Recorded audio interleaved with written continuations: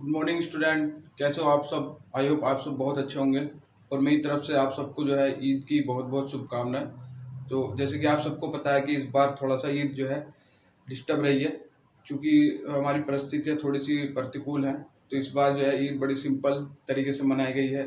सरकार की सारी गाइडलाइंस, सोशल डिस्टेंसिंग और घर में रहकर ही सब काम किए गए हैं। तो आई होप अगले साल सभी लोग दुआ करें कि अगले साल जो है सभी लोग साथ मिल करके ईद को सेलिब्रेट करें, तो सारी कंडीशन अच्छी हो जाए अगले नेक्स्ट ईयर तक। तो स्टूडेंट चलते हैं, हम लोगों ने वैसे क्लास 10 का टॉपिक स्टार्ट किया हुआ है रियल नंबर। रियल नंबर से पहले मैंने आप लोगों को एक वीडियो बनाई हुई है जिसमें मैंने आपको रियल नंबर से पहले कुछ नंबर सिस्टम के बारे में बताया था। जो आप लोगों ने 9th क्लास में पढ़ा था उसको थोड़ा सा मैंने रिवाइज कराया था। तो उसमें मैंने आपको लास्ट टॉपिक पढ़ाया था रेशनल नंबर और इरेशनल नंबर। अब हम आते हैं अपनी मेन टॉपिक पर, रियल नंबर पे। तो रियल नंबर क्या होता है? रियल नंबर जो है स्टूडेंट, रेशनल नंबर और इरेशनल नंबर, रेशनल नंबर और इरेशनल नंबर को यदि हम कलेक्ट कर दें, दोनों नंबर को आपस में कलेक्शन कर दें, तो वो कैसे नंबर बन जाते हैं? Real number. तो रियल नंबर की क्या डेफिनेशन है? Collection of rational and irrational number, right. तो रेशनल और इरेशनल नंबर का जो कलेक्शन होता है वो क्या कहलाता है? Real number. और अब इससे आगे का जो टॉपिक है आपका 10th क्लास का सबसे पहला टॉपिक है वो है यूक्लिड यूक्लिड डिवीजन लेमा। तो ये क्या है स्टूडेंट? यूक्लिड एक साइंटिस्ट थे, उन्होंने डिवीजन के बारे में हम लोगों को बताया था, तो इसलिए उन्हीं के नाम से ये यूक्लिड डिवीजन लेमा के नाम पड़ गया। लेमा क्या होता है? किसी चीज को साइंटिफिकली तरीके से प्रूफ करना, इसे बोलते हैं लेमा। तो इसको समझाने से पहले मैं आपको थोड़ा और कुछ समझाना चाहता हूँ। जैसे मैंने लिख दिया 6 और 21। हम लोगों ने 6 से 21 को डिवाइड किया तो कितनी बार वैल्यू चलेगी? 3 बार। तो कितना बचेगा रिमाइंडर? 3। तो इस 21 को कैसे लिखते थे हम लास्ट क्लासेस में? 21 is equal to 6 into 3 plus 3। 6 3 जा 18 प्लस 3 21 ही हो गया, नहीं हो गया? देखो ये इसके इक्वल है, बिल्कुल सही है। एक क्वेश्चन दूसरा मैंने लिख दिया 12 और 65। इसका मतलब 12 से हम किसे डिवाइड करेंगे? 65 को। तो कितना आएगा रिमाइंडर? 5। तो इस 65 को हम कैसे लिख सकते हैं? 65 is equal to 12 multiply 5 plus 5। तो इस 65 को कैसे लिख सकते हैं हम? 12 मल्टीप्लाई 5 और प्लस रिमाइंडर 5, राइट। ऐसे ही हम और भी संख्या को लिख सकते हैं। तो ये जो 65 होता है, ये जो 65 होता है इसे बोलते हैं हम डिविडेंड, और जिससे हम डिवाइड करते हैं उसे बोलते हैं डिवीजर, और ये जो होता है इसे बोलते हैं कोशेंट। और जो नीचे बचता है उसे बोलते हैं हम रिमाइंडर, राइट। तो इसे बोलते हैं डिविडेंड, इसे डिवीजर, इसे कोशेंट और इसे रिमाइंडर। तो 65 यहाँ पर क्या है? 65 है डिविडेंड। अगर हम इन सब की वैल्यू के नेमिंग करें तो क्या आएगा? Dividend is equal to 12। कितना है? 12 को क्या बोलते हैं हम? डिवीजर। मल्टीप्लाई 5 क्या है? कोशेंट। तो इसे कोशेंट लिखेंगे। और ये वाला 5 क्या है? रिमाइंडर। इसको हम रिमाइंडर लिखेंगे। तो ये हमारे सामने एक एक्सप्रेशन आ रहा है कि dividend is equal to divisor into quotient plus remainder. Dividend is equal to divisor into quotient plus remainder. आप लोगों ने पिछली क्लासों में भी इस चीज को पढ़ा होगा कि dividend is equal to divisor into quotient plus remainder. इसी को ही हम बोलते हैं Euclid divisible lemma. Euclid divisible lemma. अब इसकी डेफिनेशन लिखता हूं मैं। तो इसकी डेफिनेशन होगी if any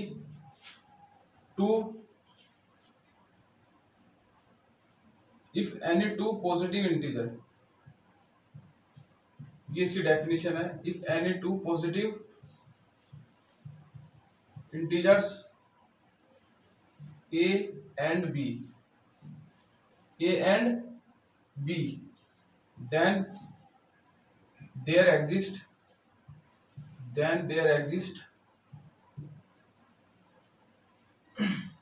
a unique integer, then there exist unique integer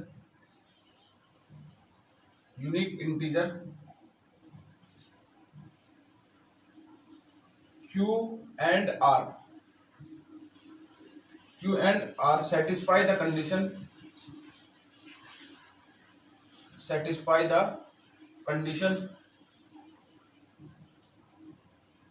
कौन सी कंडीशन को सेटिस्फाई करेंगे? देखो हमारे पास दो नंबर है ए और बी, राइट। सपोज करो इनमें जो है ए छोटा है बी बड़ा है, ठीक है। तो हम जो है छोटे नंबर से बड़े को क्या करेंगे? डिवाइड।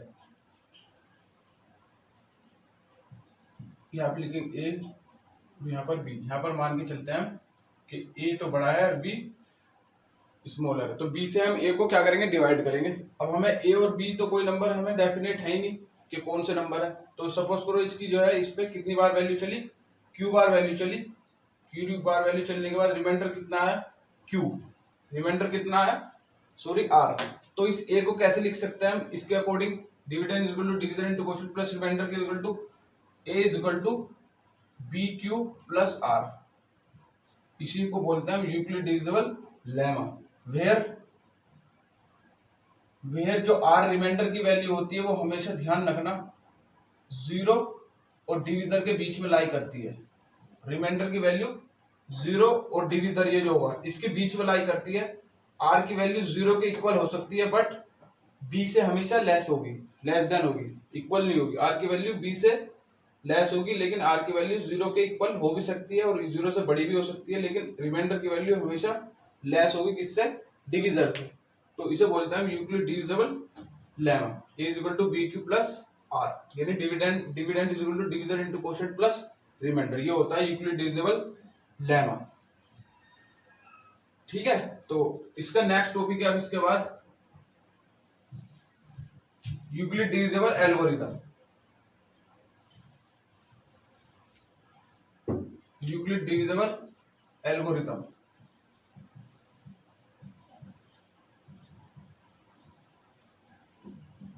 ये क्या होता है? Euclid divisible algorithm. Euclid divisible algorithm जो है एक मेथड है। जब हम यूक्लिड डिविजिबल लेमा को अगेन एंड अगेन अप्लाई करते हैं, एक या दो से ज्यादा बार अप्लाई करते हैं, तो वो क्या बन जाता है? Euclid divisible algorithm. तो ये क्या है? एक मेथड है। यूक्लिड डिविजिबल एल्गोरिथम क्या है? एक मेथड है। किस चीज का मेथड है? To find the HCF of two positive integers। किन्हीं भी दो पॉजिटिव इंटीजर्स का HCF फाइंड करने का एक मेथड है यूक्लिड डिविजिबल एल्गोरिथम। किन्हीं भी दो पॉजिटिव इंटीजर्स का HCF फाइंड करने का मेथड है यूक्लिड डिविजिबल एल्गोरिथम। अब ये HCF क्या होता है? आप लोगों ने पहली क्लासेस में पढ़ा होगा। HCF हाईएस्ट कॉमन फैक्टर, इसकी फुल फॉर्म होती है हाईएस्ट कॉमन फैक्टर, यानी एक ऐसा फैक्टर जो दोनों में कॉमन हो और वो हाईएस्ट यानी सबसे बड़ा हो, ठीक है। जैसे सपोज करो मैंने लिख दिया 12 और 18 का हमें HCF फाइंड करना है, तो हम क्या करते थे? पहले 12 के फैक्टर करेंगे और फिर हम 18 के फैक्टर करेंगे। 12 के फैक्टर कैसे करते थे? 2 6 जा, 2 3 जा और 3 1 जा, यानी 2 इंटू 2 इंटू 3। ये आपका आगे भी आएगा वैसे, 2 की पावर 2 इंटू 3। और 18 के फैक्टर कैसे करते थे? 2 9 जा, 3 3 जा और 3 1 जा, 2 इंटू 3 इंटू 3। तो अब इन दोनों में देखो कॉमन कौन है? एक तो 2 कॉमन है और एक 3 कॉमन है। तो HCF कितना आएगा इसका? HCF is equal to 2 multiply 3, तो 2 3 जा 6। ये आ गया इसका HCF किसका? 12 का और 18 का क्या आ गया? HCF कितना आ गया? 6, यानी 12 और 18 में 6 हाईएस्ट कॉमन फैक्टर है। या दूसरी लैंग्वेज में हम कह सकते हैं कि एचसीएफ वो एक ऐसा नंबर होता है जो दिए हुए दोनों नंबर को एग्जैक्टली डिवाइड करता है। देखो ये 6 12 को भी एग्जैक्टली डिवाइड करता है और ये 6 18 को भी एग्जैक्टली डिवाइड करता है। एग्जैक्टली डिवाइड का मतलब रिमाइंडर 0, यानी 12 और 18 दोनों 6 के टेबल में आते हैं, इसे बोलते हैं हम एचसीएफ। तो ये होता है एचसीएफ। अब यूक्लिड डिविजन एल्गोरिथम से कैसे एचसीएफ फाइंड करते हैं ये भी हम लोग देख लेते हैं।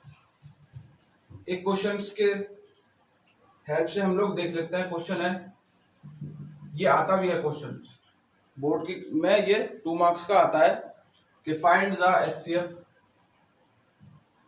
Find the HCF of 24 and 36 by Euclid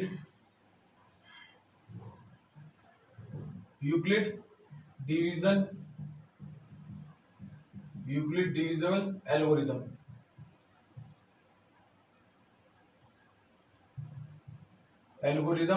या यूक्लिड डिविजिबल लेमा, दोनों में से कोई से भी आ सकता है कि फाइंड द एचसीएफ ऑफ इतने इतने नंबर कुछ भी दे सकता है बाय यूक्लिड डिविजिबल एल्गोरिथम। ये क्वेश्चंस बहुत इंपॉर्टेंट है और ये बहुत बार आया है। तो देखो इसका क्या प्रोसेस होता है। अब हम यहाँ लिखेंगे 24 और 36, इनमें कौन ग्रेटर है 36, राइट।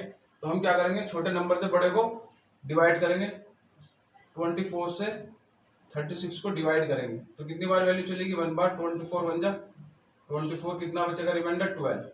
तो इसका फर्स्ट स्टेप कितना होगा, अगर हम इसमें यूक्लिड डिविजिबल लेमा लगाएं, यहाँ पे लिखना पड़ेगा हमें apply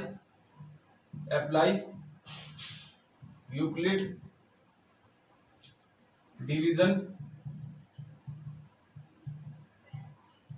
lemma, apply Euclid divisible lemma, फिर उसके बाद हमें डिवाइड करना पड़ेगा। तो इसका फर्स्ट स्टेप कितना होगा, स्टेप फर्स्ट होगा इसका 36 is equal to 24 into 1 plus 12, right. और यहाँ पे जो रिमाइंडर है r but not equal to 0, remainder जो है r, इसे रिमाइंडर को कितना मारते थे हम r, तो r but not equal to 0, ये ऐसे भी लिख सकते हैं remainder r but not equal to 0। अब दूसरा स्टेप क्या होगा, अगेन दूसरा स्टेप नहीं है अभी, यहाँ लिखेंगे हम again apply Euclid division lemma. तो हम जब तक यूक्लिड डिविजिबल लेमा को अप्लाई करते रहते हैं जब तक रिमाइंडर 0 ना आ जाए। तो again apply Euclid divisible lemma, यानी 24 इस 12 को हम 12 से किसे डिवाइड करेंगे, इस वाले नंबर को जो यहाँ लिखा था 24। तो 12 2 जा 24, रिमाइंडर कितना आ गया 0। तो सेकंड स्टेप कितना होगा, 24 is equal to 12 multiply 2 plus 0। देखो रिमाइंडर कितना आ गया 0। Remainder r is equal to, जब भी रिमाइंडर 0 आ जाए तभी हम दोनों को क्या है, रुक जाना है। ये एक बार या 2 बार या 3 बार या 4 बार लगाने से आ सकता है, हो सकता है ये एक बार में 0 आ जाए, ऐसे भी हो सकता है कि एक बार में चलाने के बाद वैल्यू 0 आ जाए तो एक ही स्टेप लिखा जाएगा, और ये 2 बार या 3 बार या 4 बार चलाने के बाद भी आ सकता है। तो रिमाइंडर कितना आ गया 0, तो यहाँ पे लिखना हेंस HCF ऑफ 24 एंड 36। अब HCF कौन होता है, देखो यहाँ पे ध्यान देना, वो नंबर HCF होता है जो रिमाइंडर 0 दे देता है। तो रिमाइंडर 0 किसने दिया, 12 ने, 12 2 जा 24। तो ये नंबर ने 12 ने HCF ने जो डिवीजर रिमाइंडर 0 दे देगा वही HCF होगा। तो HCF कितना आ गया 12 आंसर। तो HCF कितना होता है, वो नंबर होता है, यहाँ पे ध्यान रखना, जो नंबर रिमाइंडर 0 दे देता है वही हम लोगों का क्या होगा, HCF होगा। तो 24 और 36 का जो HCF आ गया वो कितना हो गया 12, राइट। तो 12 एक ऐसा नंबर है जो इस नंबर को भी और इस नंबर को भी एग्जैक्टली डिवाइड करता है, यानी 12 के टेबल में ये भी आता है और ये भी आता है। तो ऐसा होता है HCF को फाइंड करने का मेथड यूक्लिड डिविजिबल एल्गोरिथम या यूक्लिड डिविजिबल लेमा के हेल्प से हम लोग ऐसे भी 2 नंबर का, किन्हीं भी 2 नंबर का HCF फाइंड कर सकते हैं। तो ये आप लोगों को याद रखना पड़ेगा कि HCF वो नंबर होगा जो रिमाइंडर 0 दे देता है, और बाकी के सारे स्टेप इसके हमें लिखने पड़ेंगे ऐसे ही। तो अब जो है इसका आगे का डिस्कस करेंगे हम नेक्स्ट वीडियो में। ठीक है, आज के लिए इतना ही। Thank you.